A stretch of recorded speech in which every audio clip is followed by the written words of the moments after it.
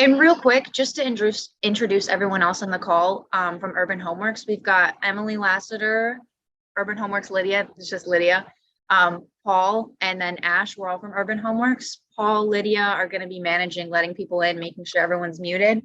And Emily is going to be spotlighting everyone as we're speaking and as the panels are moving on, as well as sharing her screen. I'm going to be sending all types of stuff in the chat and then helping monitor. Really quickly, Mary Jo, I always say Mary Jo, but I've heard Mari Jo for your name. What do you prefer? What's your actual, I want to make sure I say it right. Oh, thank you for checking. It's Mari Jo. Honestly, I don't hear the difference most of the time, but I appreciate you asking. Absolutely, Mari Jo. I'm just going to make a note for myself so I don't mess that up. Excellent. With that, I think we'll start letting folks in. Sound good? Perfect. All right, here they come.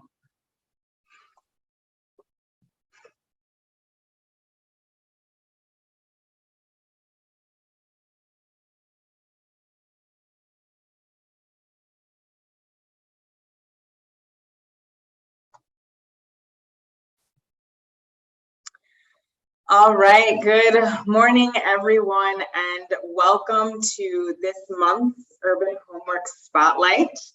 I am AsaleSol Young, the Executive Director of Urban Homeworks, and today we are discussing community safety and peacekeeping. This will likely be an intense conversation, but one that we feel is vital to our work. And there is joy and excitement in the innovation that we have seen come out of community around this issue. Before we get started, I just want to remind folks this is a platform in which you can talk, so please go ahead and mute yourselves during the panel discussion. But we ask that you leave your camera on for the fact that this is a community conversation, and it's really helpful for us as speakers to just see your faces and to feel like we are literally in community together.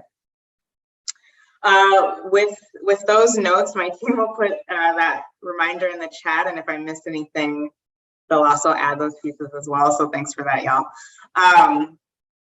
But so today, like I said, we're talking about community safety and peacekeeping. For a little background on Urban Homework, specifically contributing to that work and to that conversation, we really started asking ourselves about a year ago how we could do things differently, given the reality that community violence had risen in the communities that we work with, that we partner with, as well as we were recognizing the historic reality that oftentimes in those very same communities, police would be slow to respond or completely unresponsive, as well seem to struggle with de-escalation tactics. We were looking for dignity to be reflected in our work in the communities that we work in, and not just in the homes that we provide as an affordable housing landlord. And so I'll get more into that later on in the conversation, our partnership with Brothers Empowered and how that came about specifically. But just to ground folks in why a housing organization is even having this conversation. For us, it is about dignity and the reality that all of us deserve dignified spaces that reflect safety and peace and access to outdoor spaces for our children. With that, I'm going to go ahead and share some data. So one of the things that we've learned in this conversation is that folks have very different views about the issues around community safety and peacekeeping and the Minneapolis Police Department. And all of those views are valid perspectives, but what I find is useful is that we all have to be grounded in the same set of data and the same knowledge. And so we're going to start off by sharing findings from the Minnesota Department of Human Rights. Now, I'm sure many of you have seen this report, but essentially the MDHR conducted an investigation into the City of Minneapolis and the Minneapolis Police Department to assess the reality of civil rights and human rights violations, so actual legal violations by those entities. And to do that, they sat down with 2,200 community members. They reviewed 700 hours of body cam footage, 87 hours of training, held 15 listening sessions. And if you couldn't attend a listening session, but you had a story to share, you could write in. They collected documents from the city and the MPD, joined ride-alongs, as well as interviewed MPD staff and Minneapolis electeds. And what they found was that undeniably, the City of Minneapolis and the Minneapolis Police Department do indeed engage in a pattern or practice of racial discrimination. Now, that's going to mean different things to different people, but specifically what they found was that there is increased force and harassment or interaction with Black, Brown, and Indigenous community members versus white community members in the same or similar circumstances. So there is a greater use of force with Black and Brown and Indigenous neighbors than with white neighbors, and a higher chance of being stopped, cited, arrested for Black and Brown and Indigenous community members versus white community members. In addition, what they found was that the MPD has a practice of surveillance on Black community members, particularly through the use of social media and sort of pretending to be community members and using that platform to surveil, to harass, and in that harassment using predatory and prejudiced language that is racist and misogynistic. At the foundation of their findings was that there is no accountability, or there's a lack of accountability within the Minneapolis Police Department, that the supervisors are those who are responsible for leading and modeling behavior and practice are often folks who are promoting this inappropriate and unlawful behavior. The internal investigators failed to properly investigate complaints around misconduct, and in general, if any discipline is needed, those actions are minimized or reduced. They also found that foundationally, the system of training, we know that within the police budget, there is a large designation for training. But within that system of training, that the training doesn't promote community safety and peacekeeping. The training in and of itself sort of presents police as an us versus them to the community, a paramilitary approach, and there isn't any cultural competence or bias training within that.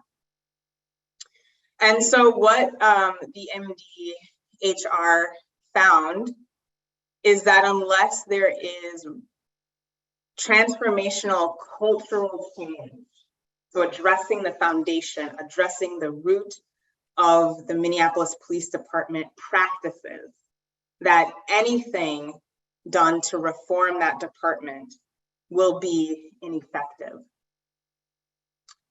And so currently they are in a process of developing a consent decree, which is a legal agreement between the city and the state. And this is something that is used nationally to help to address the issues in their findings.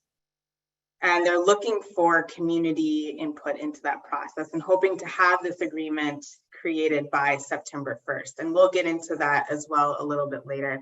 But I did want to just recall our memory of that as a helpful foundation for this conversation. So with that, we are going to go ahead and introduce our panelists for this first part of our panel this afternoon. And so with us today, we have Emma Pederson, who is a volunteer with Communities United Against Police Brutality. Emma, welcome and thank you for being here. We also have Elizer Darris, who is the co-executive director of Freedom Fund Minnesota. Elizer, also really wonderful to have you here today. And so we're going to go through some questions, and I would love for you all to just kind of introduce your work and introduce, how your organization even got into community safety, and specifically as individuals committed to this work, why are you persistent in that? And we're going to go ahead and start with Emma, and then we'll turn it over to you, Elizer. Wonderful. Thank you so much for the introduction. I'm very happy to be here with everybody today talking about these issues, plural. Communities United Against Police Brutality, we are an organization that was founded in December of 2000 after the Minneapolis Police Department killed a community member named Charles Abuka Sanders. After that, killing a few folks in the community realized that, it wasn't enough to kind of look at these cases of police-involved killings or even police brutality in a case-by-case basis. And we wanted to really go after it on a policy level. And so we kind of created the organization to work on the day-to-day abuses. CUAPB, specifically, we kind of do a few different things. So we do education. So we provide Know Your Rights trainings to community members. We're also really data driven. And so we like to do our own research and reports on certain issues related to police and police brutality. We also do political action. We have a coalition with, I think a few people on the call, actually. We're working at the Capitol to hopefully change some of the legislation around qualified immunity. And also ending the statute of limitations for wrongful deaths for police-involved killings. So education, political action, and then of course advocacy, and that's one of our main branches. So one of the things that is unique to our organization is that we try to really work directly with the families of individuals who have been killed by the police, as well as survivors of police brutality. We have something called the Reinvestigation Work Group that I'm a member of.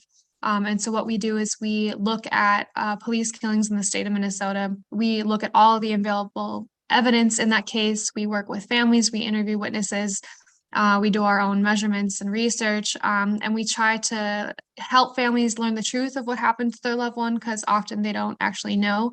And then we hopefully get them an attorney. Or we just actually opened a litigation unit in the past month and a half. So we have our own attorney now. This is our first ever paid staff member in our entire 22 years as an organization. So that's kind of the overview of CUAPB as well. For myself personally, why I'm in here and why I'm doing this. I actually, when I was in high school, I wanted to be a police officer. I joined this youth program with the Minneapolis Police Department called Explorers, and I was in that for 5.5 years. And while I was in it, I was sexually harassed when I was a teenager by officers.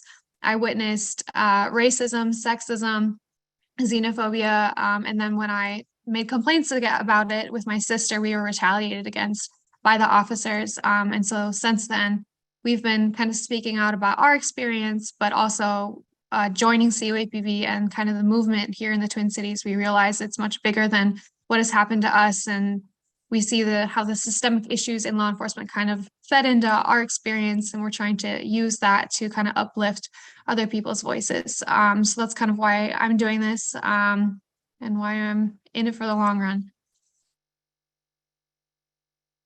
Thanks so much for that, Emma. Really appreciate your willingness to share a personal story as well. Elizer, tell us a little bit about your organization and why you are invested in this work. So my organization was founded in 2016 by a college student, actually several college students who were seeing some of the discriminatory practices around cash bail and people's inability to pay very, very low bail amounts and yet they were detained. And it turned into, for the county itself, a loss leader, in that the county spent more money to keep a person detained on very, very low level offenses than to actually allow the person to go out on nonviolent, very low level, basically nothing offenses. And so they were really frustrated with what they were seeing, and they created a bail fund here in Minnesota. At the time, it was one of the few bail funds in the nation, in which it was community coming together to say, this is an extraction of resources from our community, specifically talking about the bail bonds industry, and we won't stand for it. And so, community members organized and they created the Minnesota Freedom Fund, in which they were able to support people who, found themselves detained. It's difficult for some people to allow for the extension of innocent until proven guilty to apply to Black and brown skin. And so for some people, the notion of creating this type of an entity that would allow for the orderly progression of this criminal legal system and the fair application of the laws within this criminal legal system, that just burns some people to no end, because now all of a sudden Black and brown people were getting out. After the murder of George Floyd, this organization was resourced with tens of millions of dollars and given a charge, a much larger charge, not just individually bail out people, but to systemically and organizationally dismantle these systems of oppression within the criminal legal system and the immigration bond system. That was a charge. That was a local and a national charge. We have many local donors and many national donors that said, dismantle it. I came into the organization about a year and a half ago with my co-executive director, Mireya Ceja-Orozco, and we really set about building the organization up to really have a meaningful impact within the criminal legal system. And so to do that, we sit at the table with various different system stakeholders, letting it be very much known we intend to eradicate the systems from which you all are profiting on.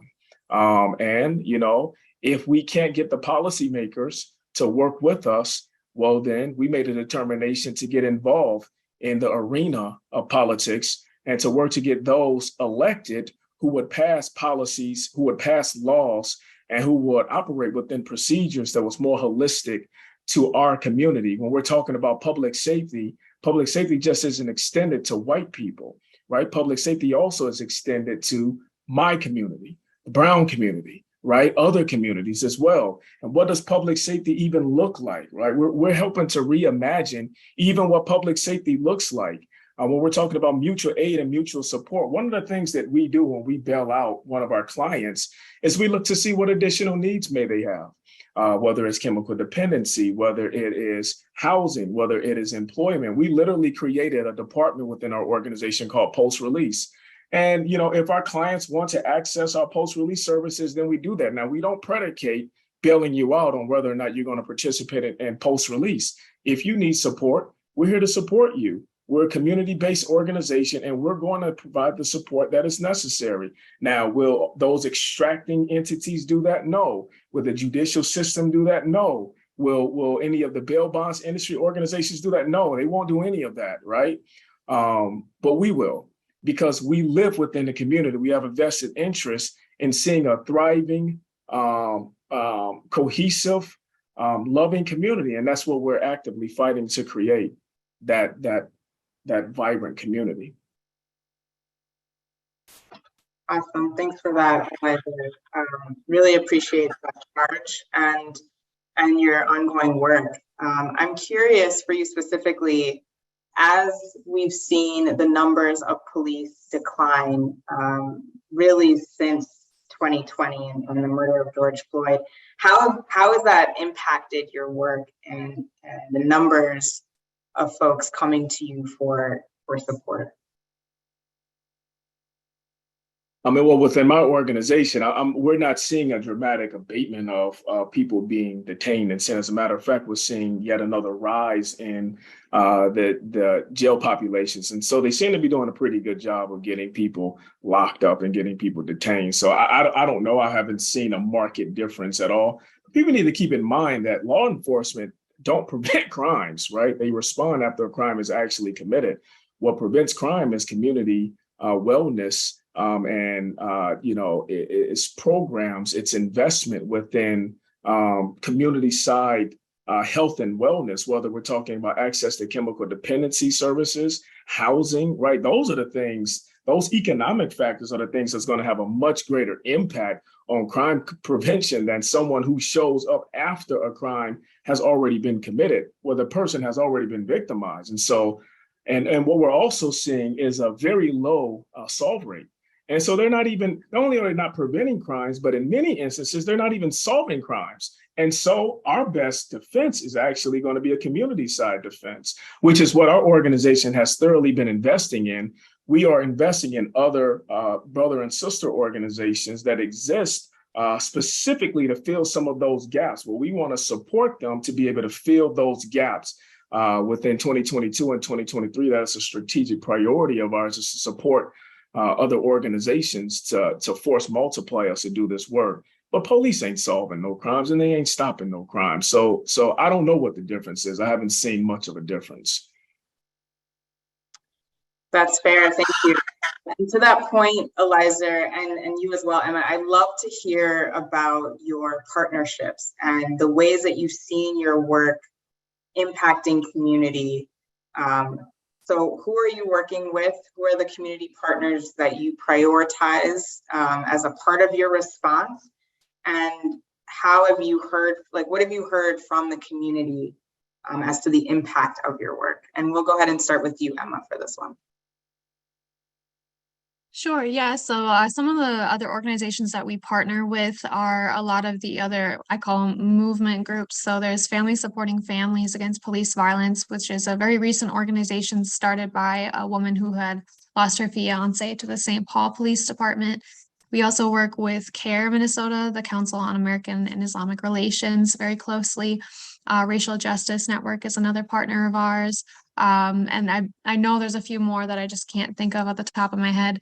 And then the other thing that we do is we try to really partner with the community directly. So one of the things that we've been doing since the Department of Justice started their investigation, as well as when the state started their own investigation into MPD, is we've been doing a field canvas. So for the past summer, last summer and this summer, we've been just going out on the streets of Minneapolis and talking to folks in every single part of the city.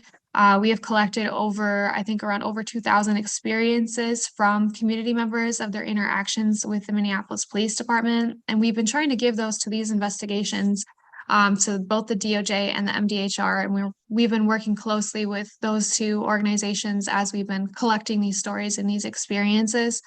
And to speak to your second question about, what is the feedback we've received about our work? One of the things that we've seen and that we've heard from people, mainly when we canvass, is first and foremost, we believe people and what they tell us about their experience. Because I think a lot of the times, you say like, oh, I got beat up by the police, and people will be like, oh, well, what did you do to deserve it? And that is something that we never have that attitude, and we understand, and we just try to meet them where they are at and believe their story. And we really try to help individuals too, especially with the creation of our new litigation unit. We're able to help individuals who've had their rights violated by the Minneapolis Police Department, and hopefully file a lawsuit or help them with any charges that are pending against them as well. And then the other big thing we do, and a proponent of our organization, is data practices. So we have fortunately a strong data practices law in the state of Minnesota.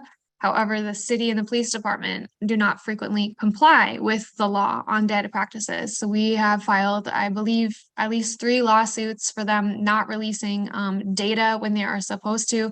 And we will help individuals as well try to get that data for them. And that's a really big issue that we believe in. And then the last thing, and the most important and dear to me, because I work on the reinvestigation group, is we work directly with those families affected by police violence. And now we are actually helping 5 families sue the Minneapolis, or sorry, not the Minneapolis, but a few of the local police departments for their involvement in their loved one's death. And that is probably one of the most impactful things that we have done, is to helping them sue, because a lot of attorneys won't take these cases because of the amount of time and resources that go into, you know, the reinvestigation of that. And we're an all volunteer organization. We do that of our own free time. So that's one of the biggest things. And then we have something called the Stolen Lives Justice Fund. And that fund is a specific set of money that goes towards these cases and helping these families pay for court filing fees, for attorneys' fees, for expert witnesses. Each of these cases costs about $50,000 on their own.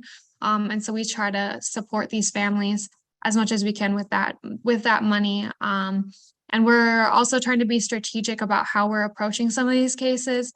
I don't want to get too long-winded, but this one case is pretty incident cool, so I'll mention it. So Marcus Golden was shot and killed by St. Paul police in 2015. And so there's a 6-year statute of limitations right now currently for families to sue under wrongful death. And so the family had actually missed that statute of limitation deadline, but our attorney, Paul Bossman, actually did some legal research and looked at the law, and he argued that if he can prove that the police officers murdered Marcus Golden, then you can get around the statute of limitations, because there's no statute of limitations on murder. The judge has accepted that argument. Obviously, the case is still ongoing. There's no outcome yet. But that is something that we are trying to push for, is to really help these families get around that one big barrier, which is the statute of limitations. That's really helpful to hear about, and just so helpful for families seeking justice. So excited about your work.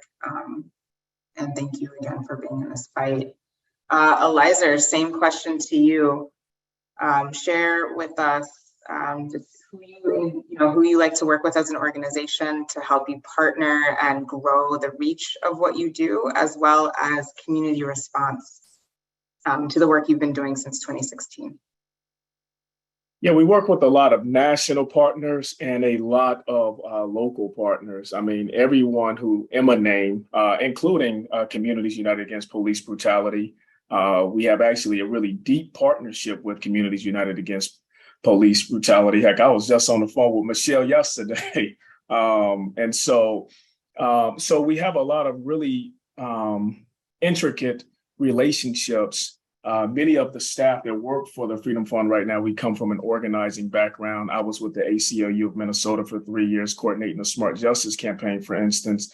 And so Isaiah is another organization, the NAACP, Minneapolis in particular branch, JCA, the Legal Rights Center, Decarcerate Minnesota, Release the Minnesota 6. So it's a number of organizations that we work with. I can't even sit and I won't even do it justice to sit and try to name the partnerships that we have. Just know that we have a lot of partnerships and that we're open to partnering, with anyone else, as long as our values are in alignment. We're seeking out partnerships. And so, people should expect us to continue to reach out. We have an organizing manager that we've hired. Her name is Ash Worth. We have a policy director who both of them over this next summer is going to be reaching out to a number. So a lot of people that's on this call right now, your organization is most likely going to have a touch from the Minnesota Freedom Fund if we have organizational and philosophical alignment, if we want to disrupt and dismantle these systems of oppression that have existed for far too long. If that is your agenda, if that is your aim, if that is your desire, then just know that we're seeking to partner, we're seeking to work together and get this stuff done, because we believe. We wouldn't be here if we didn't believe. I fundamentally believe that we can win and that we will win, and that we're going to have a strategy that's effective enough to get us, over the hump, through the ebb and the flow of the criminal legal system. Right now, we know that we're in a backwards pendulum swing in which things are tightening up a little bit more, which is fine. We'll just prepare, organize, and still overcome the resistance of our opposition. And there is a lot of opposition against the work that we're doing. I mean, heck, just last session alone, the state legislature literally created 3 bills, 3 individual bills against my organization. They stood in front of the media room in the Capitol building with our logo behind them, with one bill that they called Bail Abatement Nonprofit Exclusion Act, or BANE, from Batman. I mean, this is how colorful, this is how comical and silly they are actually getting at the state capitol, instead of doing work to help to bring support to people, to help to render aid to people and make people actually physically safer within their communities. They're doing caricatures of Batman.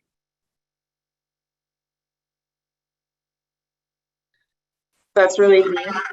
So very much reflects the MDHR findings that around the harassment, the covert harassment of Black-led organizations and leaders working to fight a system that we know historically was actually built on white supremacy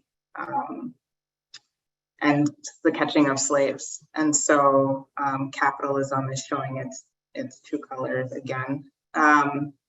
We have a few more minutes, and so I just want to,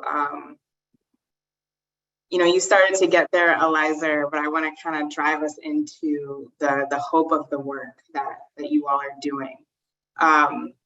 And so we'll start with you, Elizer, and then pop over to you, Emma. But what do you believe is required to make transformational change around community safety and peacekeeping? So the MDHR report talks about the need for this foundational adjustment of culture. A lot of folks in this debate believe in abolition of the police department altogether. And so I'm just curious, what is the aim that you all have? What is the end goal? We want to see a fundamental reimagining of public safety. We have to shift the narrative of what public safety means. Again, I'm going to go right back to my initial comments. When people are hearing, it's almost a dog whistle, right? When people are hearing this trope of public safety, they're thinking about the safety of white people and how can they make them feel safer? How can they get this scourge off of the streets? Like, this is what they're thinking about, right? But we're working to help to reimagine, what does public safety look like? If some of you all remember that graphic in which it had scoops of ice cream, right? And it had this huge scoop of ice cream that was going into the police department, and then like minuscule amount of ice cream that was going into housing, very minimum that was going into public education, and even fewer that was going into chemical dependency, right?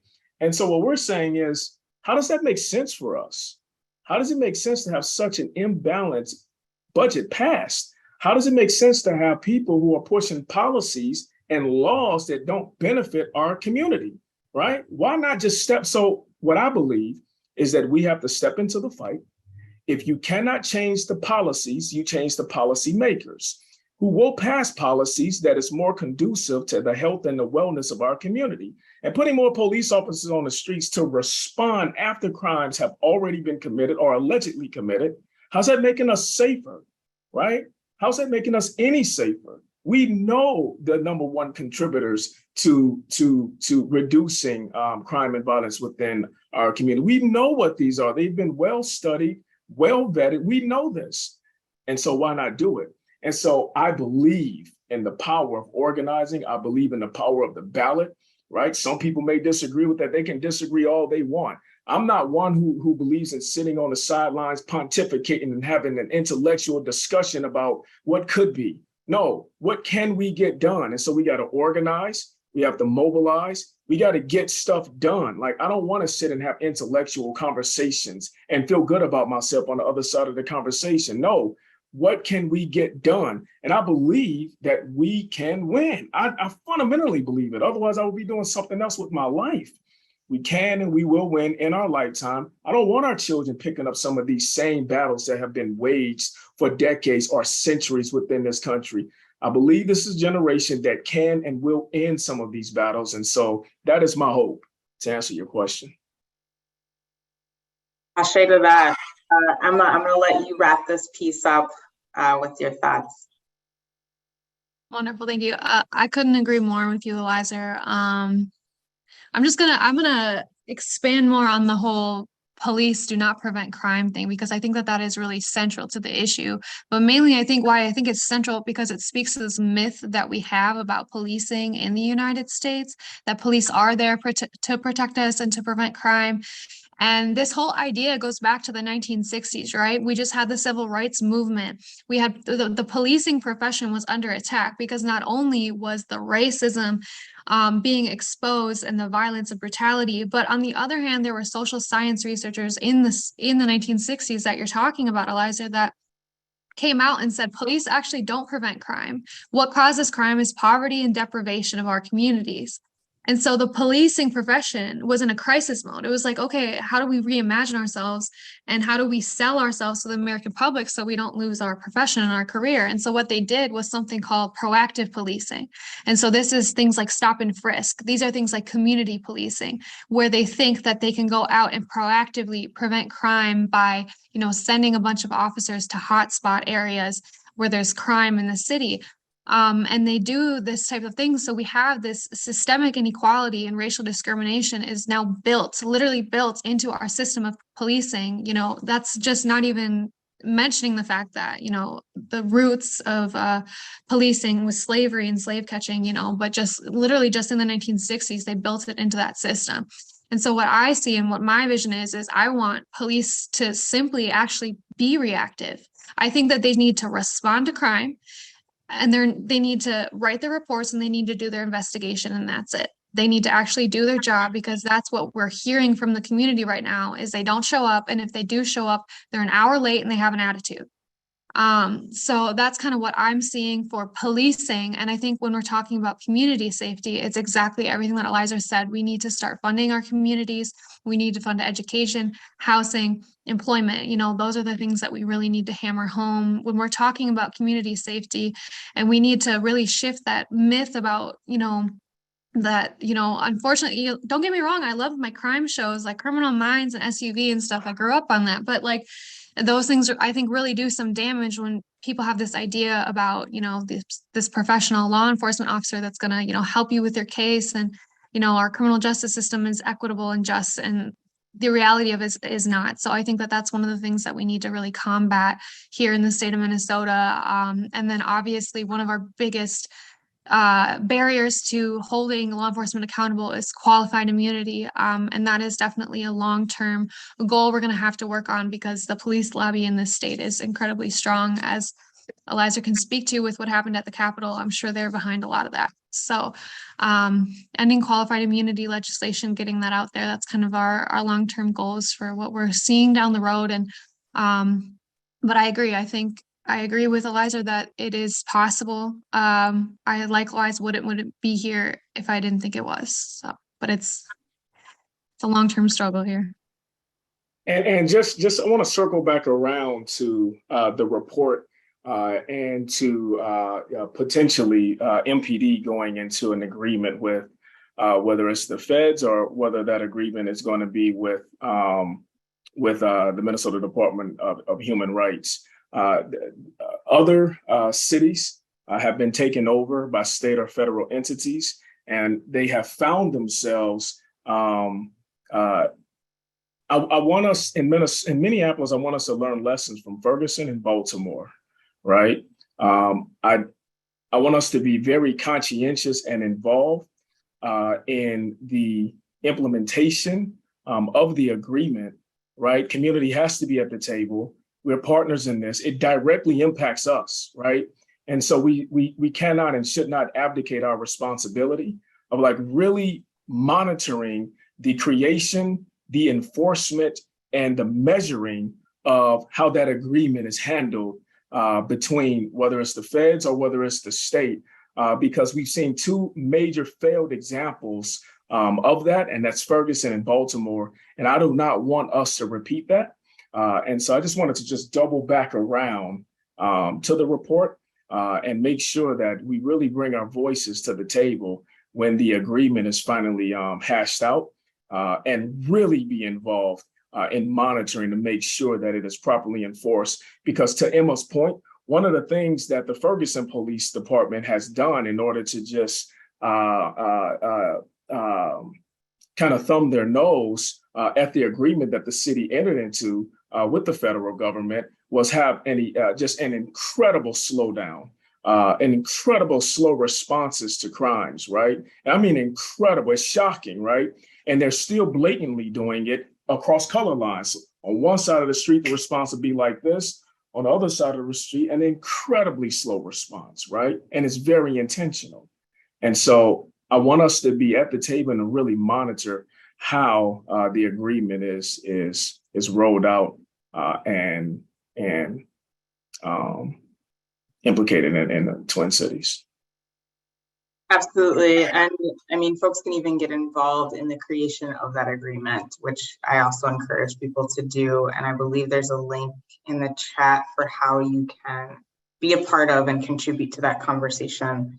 Elizer and Emma, thank you so much for being with us today. I think that your contributions to this conversation and to this work are unmatched, and we're really grateful to have partners of you in the community in peacekeeping. So thank you so much. Well, let me just say this before I jump off. No, thank you for the work that you all do. The work that you all do at Homeworks with the collapse of organizations like ACORN and others, you all are the last line of defense in many instances from people finding themselves unhoused, right? Going up against powerful entities, well-resourced housing associations to get people out of their homes. And so you all are doing God's work and phenomenal work. And I just, for one, just want to lift that work up. I want to find a way to partner and support you all in the work that you're doing. And so offline, let's definitely continue to have conversation. Yes, I'll second that. Thank you. Thank you so much for hosting this. This has been an incredible event and opportunity. And thank you so much for the work that all of you guys do. It's incredible. Absolutely. Thank y'all so much.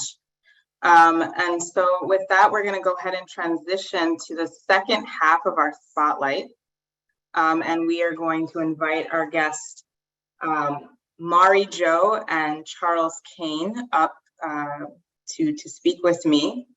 And Mari Jo and Charles are a part of a coalition with Urban Homeworks currently called the Southside Safety Coalition.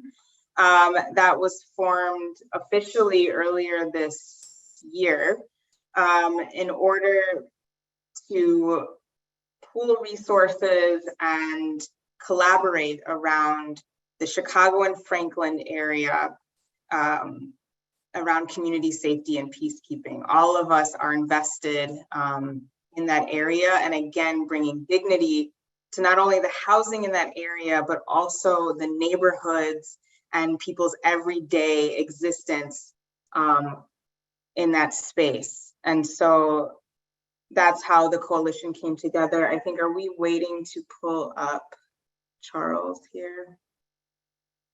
While the team is working on that, I'll just give some additional background. And so Urban Homeworks, again, is a recent contributor to the community safety and peacekeeping conversation as a housing organization.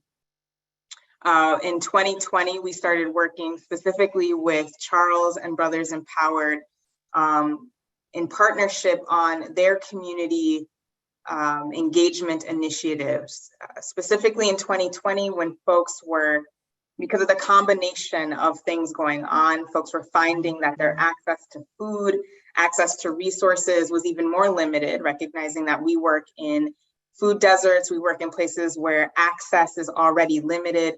That was heightened by the pandemic, heightened by the uprising and the backlash, the uprising.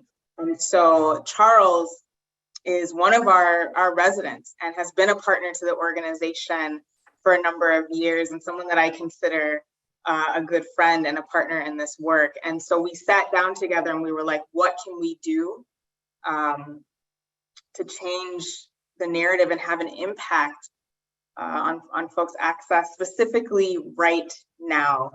And so that began our work together. And in addition, in 2021, as things started to open up in our communities, we saw an increase of violence. We saw an increase of community discord, disconnection, as well as, again, as already talked about, the ongoing reality of police in responsiveness, lack of responsiveness from the police, or a escalation practice rather than a de-escalation practice. And so that's what initiated the peacekeeping work, specifically with Brothers Empowered. And so Charles and Mary Jo, thank you so much for being here. And I'm going to go ahead and let you all introduce yourselves and the work that you do with your organizations, and then we'll get into our conversation. So Mary Jo, why don't we start with you? Sure. Hi, everyone. Thank you so much for the invitation to be here today. And thank you for everyone who joined this just really important conversation about what's going on in the community. So as AsaleSol mentioned, I'm Murray Jo. I'm with the Project for Pride in Living, PPL. We provide housing services and career readiness services kind of across the Twin Cities metro area, but we have a particular investment along the Franklin corridor between Chicago and 11th. We have over 65 units of housing within a couple blocks of Chicago and Franklin. We have an alternative school that serves 60 high school students right at the corner of Chicago and Franklin. Our primary administrative office and career center are at 11th and Franklin. And, we have seen a huge uptick in violence since 2020, and really have been kind of working on different creative approaches, different ways of thinking of bringing people together to try to address what's happening at Chicago and Franklin, when quite frankly, the city isn't taking the action that needs to happen.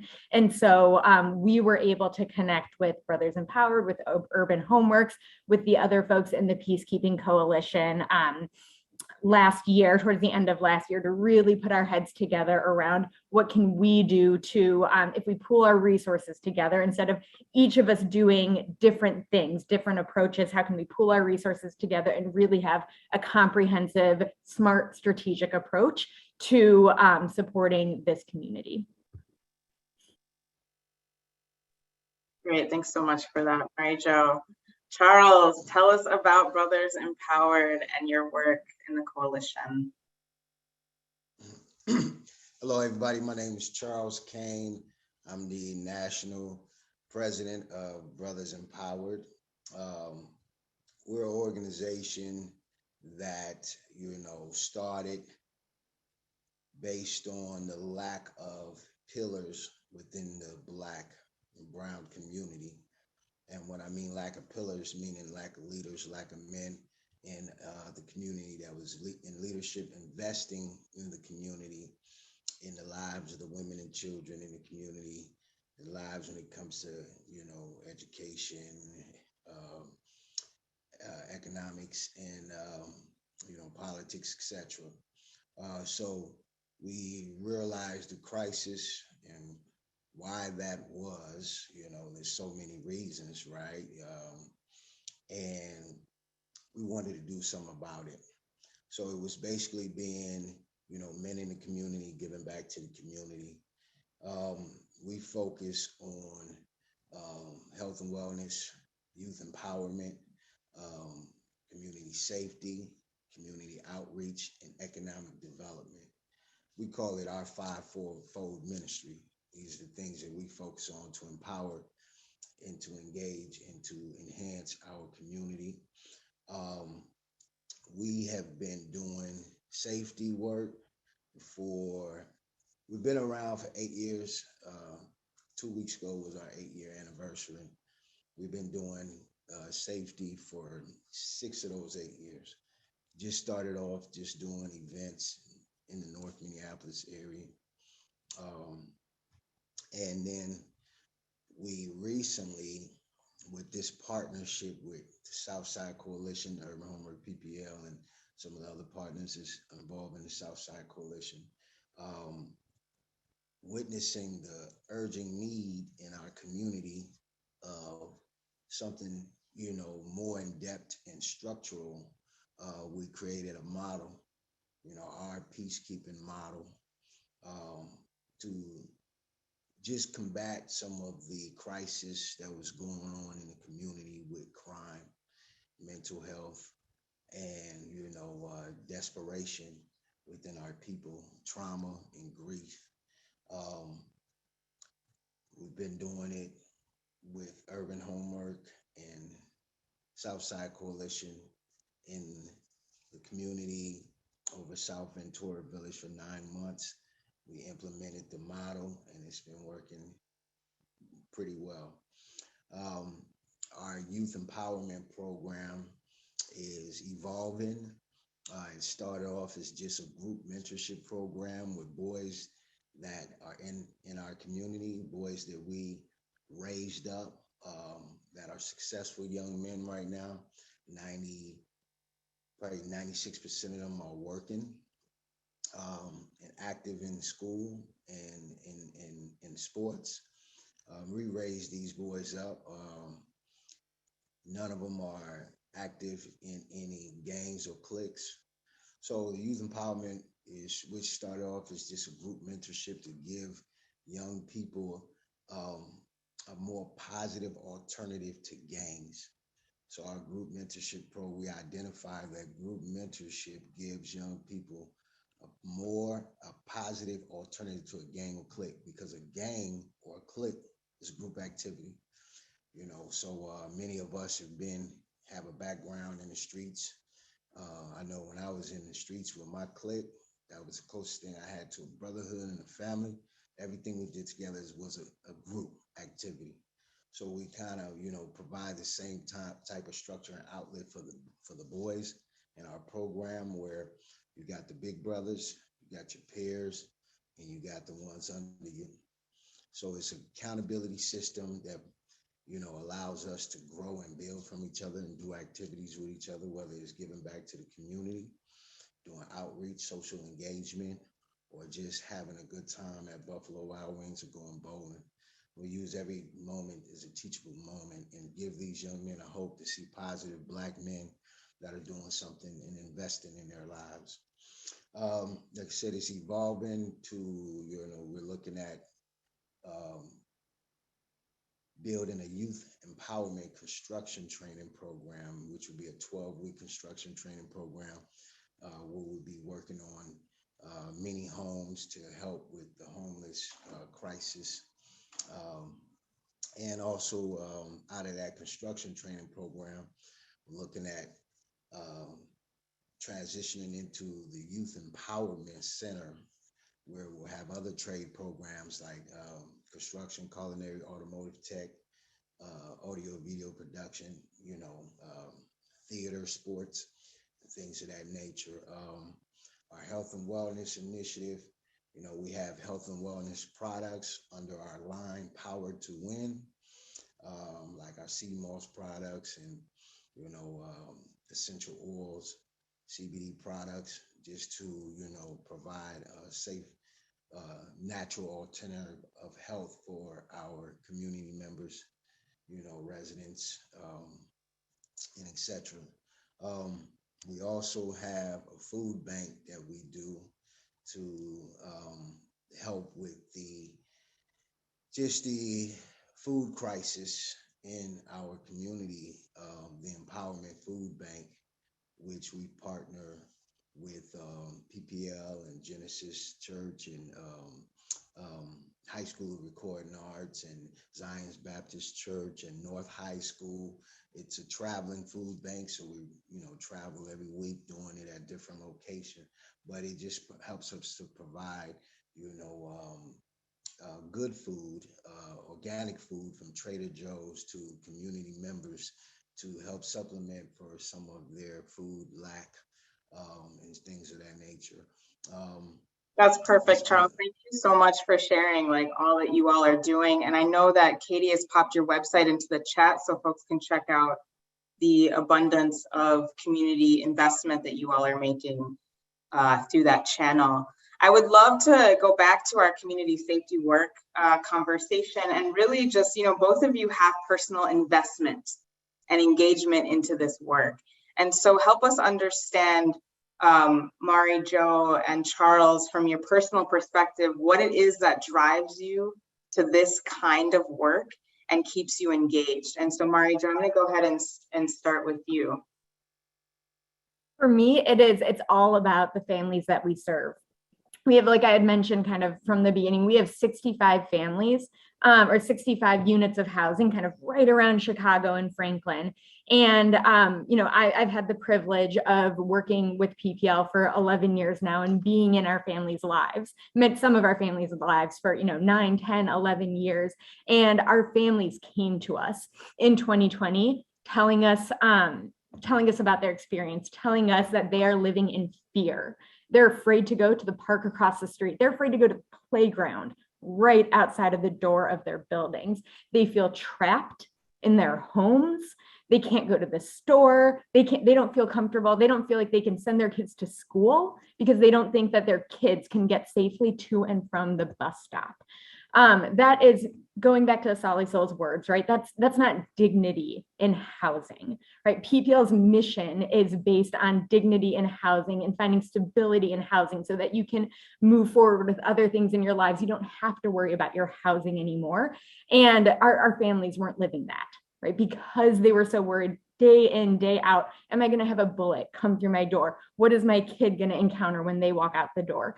And so, our families, they shared with us, they shared their experience, their stories. And, we have been able to connect with Brothers Empowered, Urban Homeworks, other organizations in the community to try to think differently, think creatively, because all the attempts that we have done in the past have not worked. They haven't addressed the issue. So what do we need to do differently to have impact and to make change so that our families can live their lives? They can, explore their hopes and their dreams, and they can have stability and they can move forward without having to worry about that day-to-day safety of what's going to happen when I walk out my door. Well said, Mari Jo. I mean, that's exactly as you were speaking. I was relating to the same stories and feedback from Urban Homeworks families, mothers that don't feel like they can even let their young people sit on their steps in front of their homes, on their porches, let alone go bike ride around the block or safely walk to school. And so this is why Urban Homeworks entered into this conversation and started working with Charles. Charles, I know that you have a very specific reason for why you specifically do the work that you do and the way that you do it. So one of the things I'd love for you to speak to is what informed that engagement in peacekeeping from you as a young person, because I know that your thoughts really started then, as well as what are the approaches that Brothers Empowered takes that are different from policing in its formal technical sense, that are also different from other community peacekeeping organizations? Well, we're all about how we can service our community. That's our essence and our foundation. That's what we've been doing for our whole existence, finding a way how we can service our community. As like during COVID, we partnered with you guys, Urban Homework, and we fed, right there on Broadway and Emerson, 25,000 meals to community members. That's how we were able to serve our community at that time of need. So when it comes to community safety and peacekeeping, Brothers Empowered identified, ways that lack and needs in the community that we can help and keep community members feeling confident and safe. So for us, it's about, being a hope, being an image of hope. And, for me as a youngster, growing up, in urban America, being involved, being a stick-up kid, being involved in gangs, being involved in drugs. What I noticed is what saved my life is I had a little inkling of hope. I could see the little light at the end of the tunnel. So for me, it's about, and for us, it's about giving people even a little light at the end of the tunnel, just to see that you got community members who have transformed their life and are out doing positive things in the community. It gives other brothers hope that they could do it too. Give young men and women hope that there's people that care. It gives mothers, grandmothers, hope that, there's a brighter day. So with what we do and our method of safety is, for one, we want to engage our community. We have built the sweat equity over the years in the community, so the community knows who we are and respect us. We do what we do from the heart, not for a dollar amount or not, to get notoriety or publicity. We just do it because we really care about our community. And one of the things that I am extremely blessed with, I'm one of the richest men in America, or, maybe in the world, because I'm rich in people. We have some really good people in this organization who really care about giving back, and that is the essence. So that's the first thing, we care about our community and giving back and investing into our community the right way. Building active community, getting to know the community members, getting to know the residents, the family, investing in the lives of the young, investing in the lives of the women and children. That's one of the things that we do to build relationship and build trust, because it's all about trust. There's a lot of people in the community that don't trust not only just law enforcement, but also community leaders. So, that's what separates us. We have that trust because people know that we're authentic and that we really do care. So when we designed a safety model, we wanted to, actually do something that could be replicable, but could really do some impact. So we didn't just want to be patrolling the streets and just walking around. We didn't just want to do outreach, because we've done outreach for so many years. I mean, we was feeding 25,000 meals, and as soon as they lifted quarantine, it was like the Wild Wild West. So we realized that outreach is good for getting to know the community, building relationship, building trust, identifying who's who. But then you start to make meaningful investment through other ways. So what we do, we organize. We organize with community leaders, organizations. We organize with, neighborhood associations. We do outreach to get to know the community, build trust. We provide, a stern but a non-threatening presence within the community with our peacekeepers, doing community patrol. And then we, provide resources to community members that can help them have a sense of hope.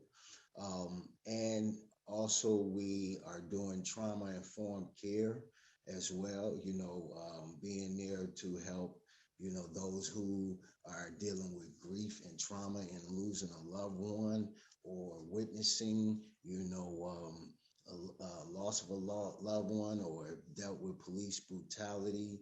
Those kind of things, we know are infested in our people, and it ends up going in their bloodstream and in their subconscious and create moods and attitudes and actions. And then, we usually take those frustration on ourselves. So we're doing some trauma-informed care too, working with some youth in the community and some family members, just to kind of provide that, security and that hope, and just letting know people, people just really want to know people care. At the end of the day, they just want to know people care, and that people Absolutely. And I feel like, in addition to trauma-informed responses, you all focus a lot on mediation. A lot of times there's conflict, right, with community members and each other. And so mediating that conflict, as well as, de-escalating so that things don't resort to actual violence, like de-escalating conflict so they do not reach violence. So it's that that work that comes before there's actual harm committed, that work that comes before a crime is committed. And what I appreciate about working with you all is your constant growth and willingness to continue to train and learn and improve on how to best serve and respond in places and areas that the coalition is focused on, where we don't have a lot of support of this nature. And so it's vital that you all feel safe and are continue to be willing to do this work. And so I know I thank you a lot for it, but I just also want to publicly thank you, because it is really vital. And just to kind of get back to the coalition piece specifically, so Mari Jo, I would love if you'd be willing to just kind of talk about the work of the coalition. I know a lot of folks on the call are interested in that work specifically. How is the coalition working together? What are the objectives? What are the successes that you've seen thus far? Yeah, so I know that Katie put it in the chat, but I want to just make sure to name all of the organizations involved in the coalition. So we have, we're the Southside Safety Coalition, and it is a group of organizations kind of along in Ventura Village, kind of along that Franklin corridor, who've come together to address some of these safety needs that we saw in the community. So that's Urban Homeworks, that is the Ventura Village Neighborhood Association, Centro, Norway House, Chase Bank, PPL. Just make sure I'm not missing anyone. Yes, that's the group, that kind of the founding group that's come together. And I think, one, like I had mentioned, really putting our heads together and our resources together so that we're not all doing different things. We were all, like, some of us had security patrols, and, a couple of us were already working with Brothers Empowered at different times. Had different resources in the community. By being able to put our resources together, they were able to have a bigger impact. We were able to be more strategic and smart about where and how we were utilizing those resources, and really thinking about where the need was, what we were hearing from our communities, from our participants and clients, what that need was, and seeing for ourselves. And then also, we all have access to different information. We're all seeing different things. Thor with the Neighborhood Association is seeing really different things than maybe, Tessa is with Chase Bank, or, that Centro is, right, hearing from their families. And so being able to share with each other, what are we seeing? What are we hearing? What are their dynamics that are maybe picking up in the neighborhoods that we're seeing in one corner that could have a bigger impact, has helped us in our communication with Brothers Empowered and our communication with each other as we really work on, supporting our families, our community, in feeling safe. And then we've also been able to come together as a collective to advocate for our needs, for what we see needs to happen with the city, with officials, to really say there's a severe problem at this corner. We need resources, we need investment, we need you guys to notice what is happening and to have a response. And by putting all of our organizations, all of our voices together, we're able to have a bigger impact in that voice. Yeah, thank you for that, Mari Jo. I'll just add that, again, the area, this Ventura Village corridor, this Franklin corridor that we're describing, has a high rate of solicitation, of violence, of drug activity, and it is not seen as a priority. We have found collectively that it is not seen as a priority by the city. And as a result, our small organization budgets have been forced to contribute to this kind of work and response, which, sometimes there's a gift that comes out of struggle, which is that it brought us together to create this intentional strategic path to broaden the reach of dignity outside of our organizations, our institutions, and our housing. But it is something that we continue to try to work with our city officials on. Also, because while we have Brothers Empowered, the safety piece, both for them and our residents, continues to be something of concern. And so I love that you put that in the chat, Katie, about contacting officials, because having your voices contribute to our calls for action and the calls to support, hopefully will help to move the dial on that piece. And so the last thing that I'd love for you, Charles, to kind of share with folks is just what you've seen from community and their responses. And I know Mari and Joe and I can add to that from what we hear from our families, but what are you seeing on the ground? What lets you know that your work is effective? Oh, man. Well, you know, I see community members just so grateful and happy that we're present. I see them wanting to, you know, offer us coffee, or, you know, just the gratitude, the appreciation from having us there. When we came into the community, we there in Ventura Village off of Elliott Franklin, you know, 20 that area, with you guys in that contract, we didn't really know much of what to expect because it wasn't our neighborhood. We're from over north.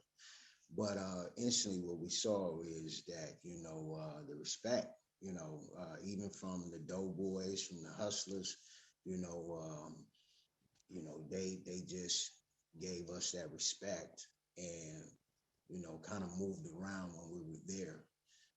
And I think because they knew that we were there doing something constructive and we were men that looked like them that was giving back to the community. And, you know, we didn't come to pose a threat, but we didn't look like no pushovers at the same time. You know, we meant, you know, we came to do a job and meant business, but, you know, respectfully, you know, you got to move around. So, you know, it was amazing to us, you know, just the reception from the, you know, community members. And, you know, and since we've been there, we've built relationships and identified, you know, residents who, you know, can, you know, be proactive in their safety. We've, you know, sat and talked to some of the young men that, you know, that posed a potential threat that we realized was starting to hang out a little bit more and be more public and open about, you know, what they were doing, to the point that, you know, it's really amazing because we did a funeral a couple of Fridays ago, and all the young men that was there was from the block, you know, and you know, there was some tension on the block, but, you know, we were able to kind of talk to them and just, you know, nurture them and kind of minister to them at a point of their need, you know, at a point of that hurt, you know, that they were dealing with, that trauma of a loss. So, I mean, it's just been fantastic things that have come out of just us servicing the community. You know, the men that's with Brothers Empowered Peacekeepers are men who put their life on the line, you know, put their safety on the line because they know that, you know, they just want to give back and make sure that kids are comfortable and safe, mothers are comfortable and safe and secure. It's just, I don't really even know how to express it, but, you know, my gratitude is on an all-time high. And like I said, what we're looking at doing is getting these young men to sit down and break bread with us and see what do you need, because a lot of them don't want to be on the streets. They just don't have or they just don't think they have another alternative. So when I met with some of those young men and said, what do you need? And got to know them, man. You got 2 kids, 2 boys. I'm a father of 2 boys, man. It's time for you to retire. You need to get up out the streets. And so it's just about building relationship in the community. And that's what we've been able to do. And it's been fantastic. You know, everybody, you know, I'm not on the location as much as I used to be, but you know, when I am there, you know, I feel the gratitude, and you know, even the, you know, even, you know, the junkies, I'm sorry to call them that, but some of them will roll up and, man, you know, thanks for what y'all doing. People ride up in their car, thanks for what you're doing. And it's a so real, it's a sober type of feeling, you know, that we can make this type of impact within the community by just, you know, our presence, and by, you know, our heart and our desire to give back. Absolutely, absolutely. And I love this conversation happening in the chat about social fathering, Elizer. I think that that's such a great just theme of the work that you all are doing, Charles and Brothers Empowered. I would love to get questions from folks. We have quite a few folks in the room. I'm sure people are curious. I know lots of folks are trying to create their own responses to community safety and peacekeeping.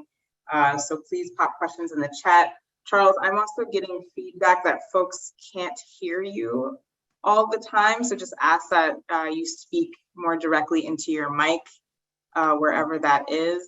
And while we wait for some questions to load in the chat, I'm just going to ask you both to kind of speak to your vision of where this work leads to.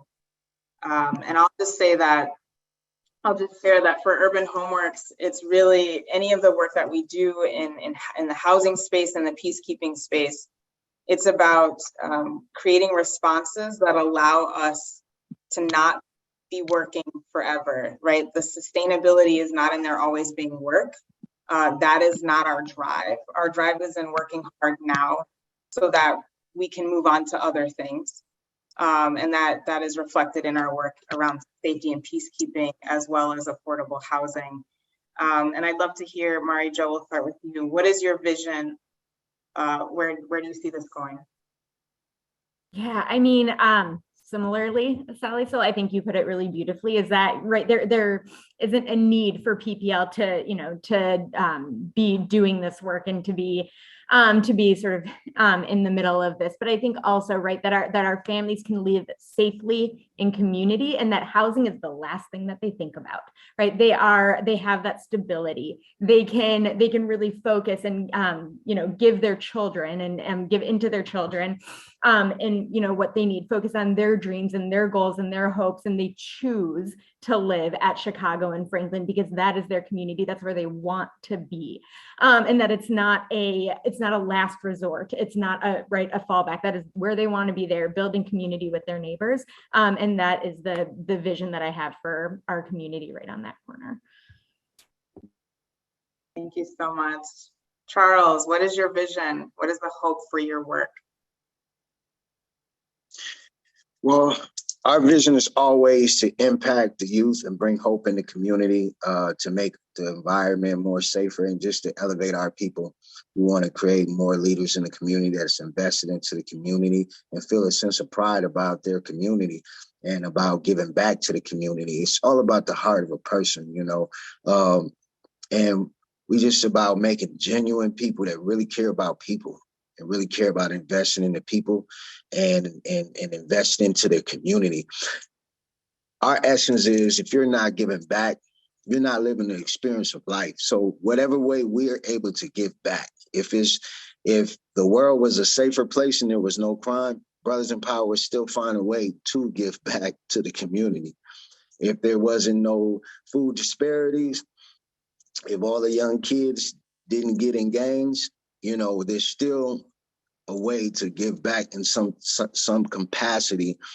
This is just the way we're able to give back to our community. So our vision, our larger vision, is just to impact the community and bring hope, and, you know, bring some hope for the women and children, and create more pillars in our community, create more men who, you know, want to give back and want to get their life in order and get their life right so that they can give back. Beautiful, thank you. I see we have a question from Bruce in the chat for you specifically, Charles, asking if you've had any positive experiences working with the police. Well, I know in the community that we're doing safety. Every community we're doing safety.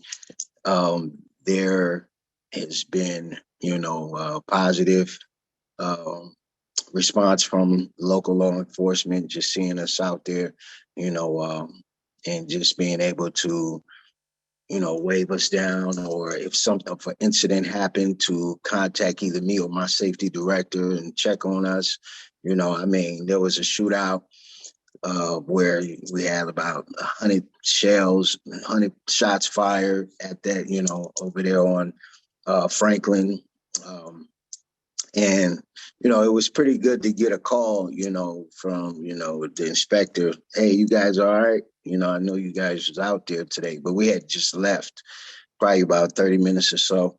So, other than that, Inspector Freeslaven was the only officer that I really had a good relationship with. So, but we're, the law enforcement know we're out there. They know the peacekeepers out there. They know what to look for, those orange and yellow jackets. They know to look for that lightning bolt, or the black and orange and yellow jacket. And, they know what we're doing. So I appreciate them for, just knowing that we're out there and we're giving, we're there to serve the community, so. Yeah, I think I'll just echo that. I think that has been one of the most helpful aspects of this is they at least know who you all are and definitely care about your safety. And our response seemed to be responsive to that. We have a few minutes left, and I know that there are other coalition members in our room. This is impromptu, and so I won't, there isn't a whole lot of pressure. But do any of the coalition members that are joining us today have any thoughts or additional things that you would like to share with this larger audience? I won't say your names to downplay some of the pressure.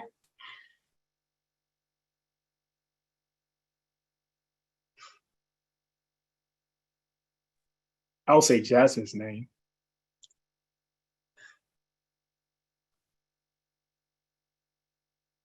All right, I see Jasmine McConnell is in the room.